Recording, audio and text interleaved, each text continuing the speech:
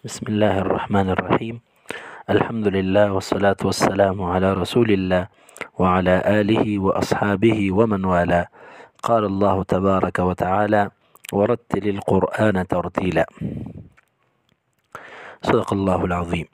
پرون مونږه د سلورو اشعارو ترجمه ویلې وه او نن پنځم نمبر شعر وایو: اذ واجب عليهم محتم قبل الشروع اولا ان يعلموا.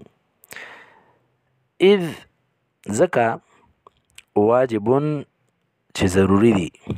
دلته د واجب نه مراد شرعي واجب نه دی، بلکې دې نه مراد عرفي واجب دی چې د هغې معنی مونږه ضروري کولی شو. ضروري دي علیهم په دې قاریانو باندې چې څوک قرآن وایي. محتمو ډیر ضروري دي. حتم هم ضروري ته وایي، لازم ته وایي، واجب ته وایي، خو مراد به ترې لازم مونږ واخلو، لازمي دي.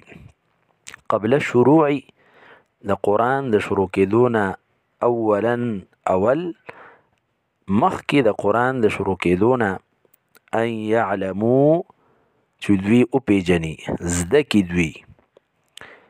څه زده کړي؟ مخارج الحروف والصفات.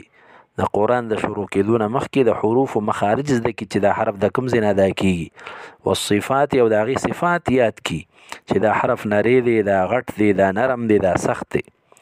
نو دا مخارج او صفات ولې زده کړي؟ وی لیلفظو، د دې دپاره چې دی تلفظ وکړي، صحیح تلفظ وکړي، بافصح اللغات، په هغه افصح لغات چې په ټولو ژبو کې فصیحه ژبه د عربي او په عربی کې د ټولو نه فصیح کلام د قرآن مجید. محاورتا معنی به دا شي چې دا مخکې شعر سره تړون دی چې دا خبره یې کړې وه جزري رحمه الله چې دا کتاب په هغه خبرو کې دی چې د قرآن په قاري باندې د دې خبرو پیژندل ضروري دي. نو ولې ضروري دي؟ نو فرمایي اذ واجب، دا ځکه چې ضروري دي علیهم په دې قراو باندې محتمو بالکل، ځکه چې په دې قاریانو باندې لازمي طور سره ضروري خبره ده قبل الشروع اولا ان یعلمو چې د قرآن شریف د شروع کولو نه مخکې دی اول وپېژني، زده کړي مخارج الحروف والصفات، د حروف مخارج او د صفاتو ذکر چې دا دی وپېژني. لیلفظو بافصح اللغات، چې د قرآن مجید تلاوت په صحیح وکړي. بیا فرمایي محرر التجوید، محرر ماهر ته وایي چې دا ماهر شي د تجوید، په داسې حال کې چې ماهر شي د تجوید. والمواقف، او د وقف په ځایونو کې. وما الذي رسم في المصاحف، او په هغه څیزونو کې چې د عثمان رضی الله تعالی عنه په زمانه کې کوم قرآنونه لیکلی شوي، کوم نسخې لیکلی شوي وي، په هغې باندې ماهر شي.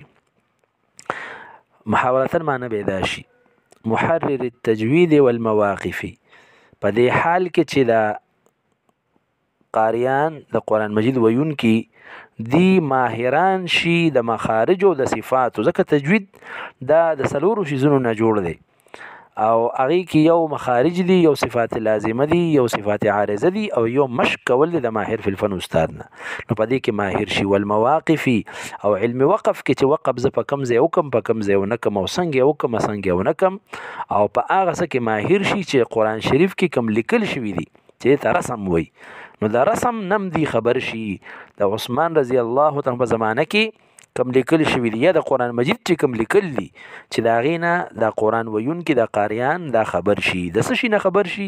من کل مقطوع و موصول بها، هغه ټول کلمات چې هغه جدا جدا لیکل شوي دي، مقطوع و موصول، او یو ځای لیکل شوي دي، بها په دې قرآن کې. و تاء انثى، او تا چې د تانیث دپاره راځي. لم تکن تکتب، چې نه د لیکل شوي بها په ګول ها سره.